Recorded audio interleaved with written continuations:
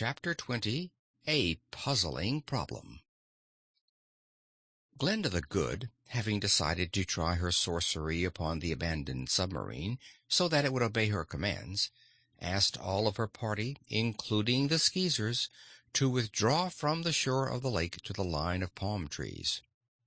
She kept with her only the little Wizard of Oz, who was her pupil and knew how to assist her in her magic rites. When the two were alone beside the stranded boat, Glinda said to the Wizard, "I shall first try my magic recipe, number 1163, which is intended to make inanimate objects move at my command. Have you a skeropythrope with you?" "Yes, I always carry one in my bag," replied the Wizard. He opened his black bag of magic tools and took out a brightly polished skeropythrope, which he handed to the sorceress. Glinda had also brought a small wicker bag containing various requirements of sorcery, and from this she took a parcel of powder and a vial of liquid. She poured the liquid into the skeropythrope and added the powder. At once the skeropythrope began to sputter and emit sparks of a violet color, which spread in all directions. The sorceress instantly stepped into the middle of the boat and held the instrument so that the sparks fell all around her and covered every bit of the blackened steel boat. At the same time, Glinda crooned a weird incantation in the language of sorcery, her voice sounding low and musical. After a little, the violet sparks ceased, and those that had fallen upon the boat had disappeared and left no mark upon its surface. The ceremony was ended, and Glinda returned the skeropythrope to the Wizard, who put it away in his black bag. "That ought to do the business all right," he said confidently. "Let us make a trial and see," she replied. So they both entered the boat and seated themselves. Speaking in a tone of command, the sorceress said to the boat, "Carry us across the lake to the farther shore." At once the boat backed off the sandy beach, turned its prow, and moved swiftly over the water. Very good indeed," cried the Wizard, when the boat slowed up at the shore opposite from that whence they had departed. "Even Coo ee oh, with all her witchcraft, could do no better." The sorceress now said to the boat, "Close up, submerge, and carry us to the basement door of the sunken island, the door from which you emerged at the command of Queen Coo ee oh." The boat obeyed. As it sank into the water, the top sections rose from the sides and joined together over the heads of Glinda and the Wizard, who were thus enclosed in a waterproof chamber. There were 4 glass windows in this covering, one on each side and one on either end, so that the passengers could see exactly where they were going. Moving under water more slowly than on the surface, the submarine gradually approached the island and halted with its bow pressed against the huge marble door in the basement under the dome. The door was tightly closed, and it was evident to both Glinda and the Wizard that it would not open to admit the underwater boat unless a magic word was spoken by them or someone from within the basement of the island. But what was this magic word? Neither of them knew. "I'm afraid," said the Wizard regretfully, "that we can't get in after all, unless your sorcery can discover the word to open the marble door."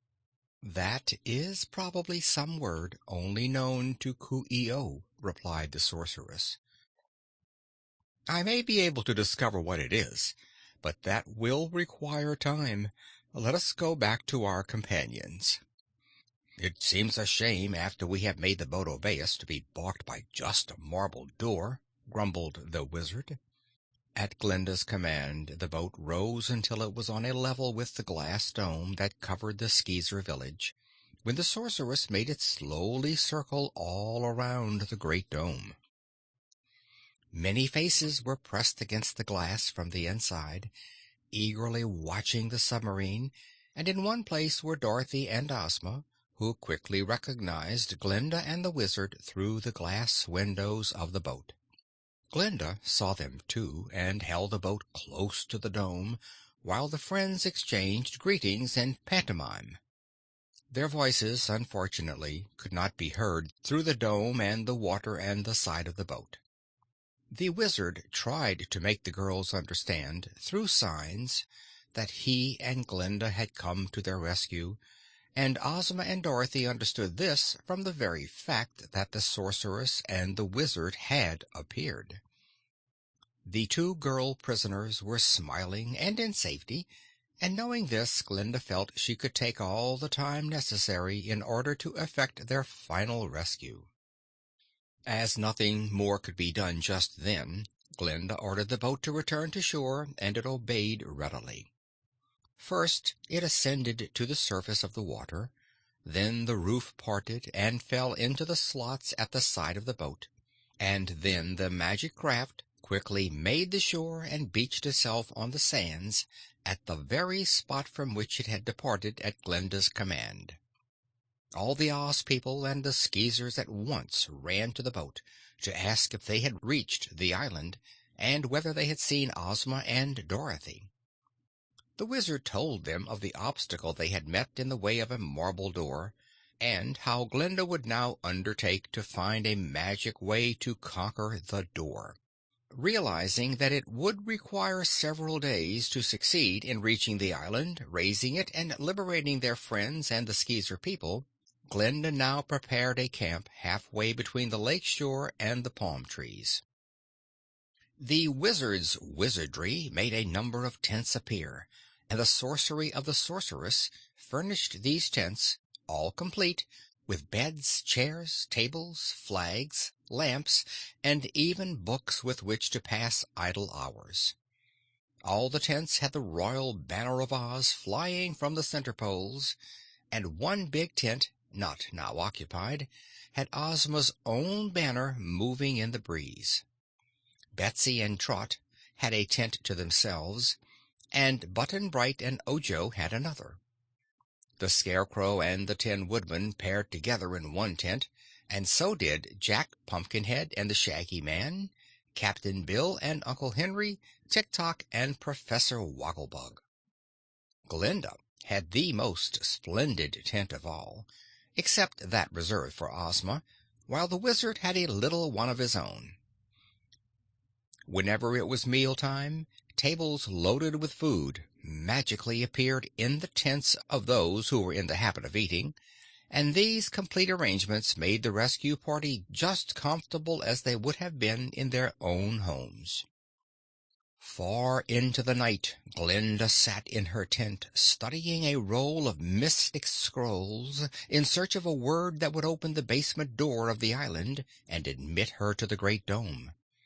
She also made many magical experiments, hoping to discover something that would aid her. Yet the morning found the powerful sorceress still unsuccessful. Glinda's art could have opened any ordinary door, you may be sure.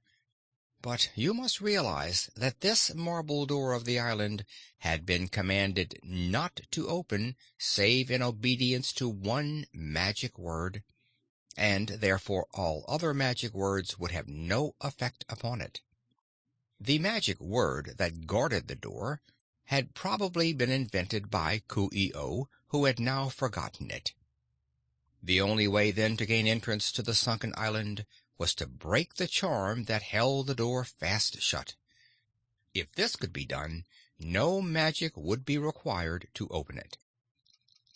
The next day the sorceress and the Wizard again entered the boat and made it submerge and go to the marble door, which they tried in various ways to open, but without success. "We shall have to abandon this attempt, I think," said Glinda. "The easiest way to raise the island would be for us to gain admittance to the dome and then descend to the basement and see in what manner Coo ee oh made the entire island sink or rise at her command. It naturally occurred to me that the easiest way to gain admittance would be by having the boat take us into the basement through the marble door from which Coo ee oh launched it. But there must be other ways to get inside the dome and join Ozma and Dorothy, and such ways we must find by study and the proper use of our powers of magic. "It won't be easy," declared the Wizard, "for we must not forget that Ozma herself understands considerable magic, and has doubtless tried to raise the island or find other means of escape from it and failed." "That is true," returned Glinda. "But Ozma's magic is fairy magic, while you are a wizard and I am a sorceress. In this way the three of us have a great variety of magic to work with, and if we should all fail it will be because the island is raised and lowered by a magic power none of us is acquainted with. My idea, therefore, is to seek, by such magic as we possess, to accomplish our object in another way." They made the circle of the dome again in their boat, and once more saw Ozma and Dorothy through their windows and exchanged signals with the two imprisoned girls.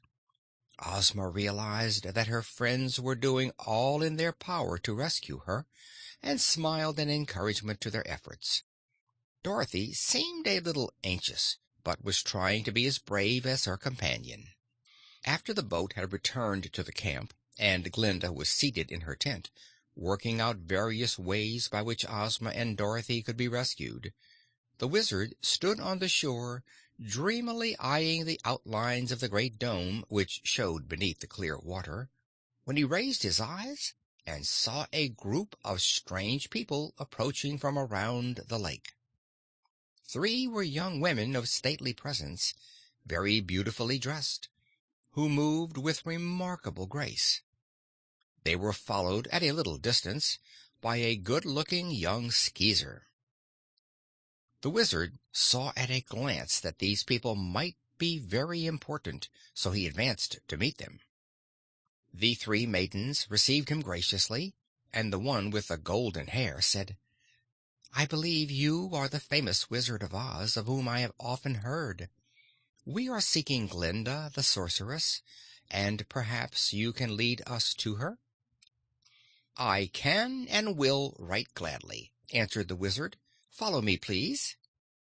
The little Wizard was puzzled as to the identity of the three lovely visitors, but he gave no sign that might embarrass them. He understood they did not wish to be questioned, and so he made no remarks as he led the way to Glinda's tent. With a courtly bow, the Wizard ushered the three visitors into the gracious presence of Glinda the Good. End of chapter 20.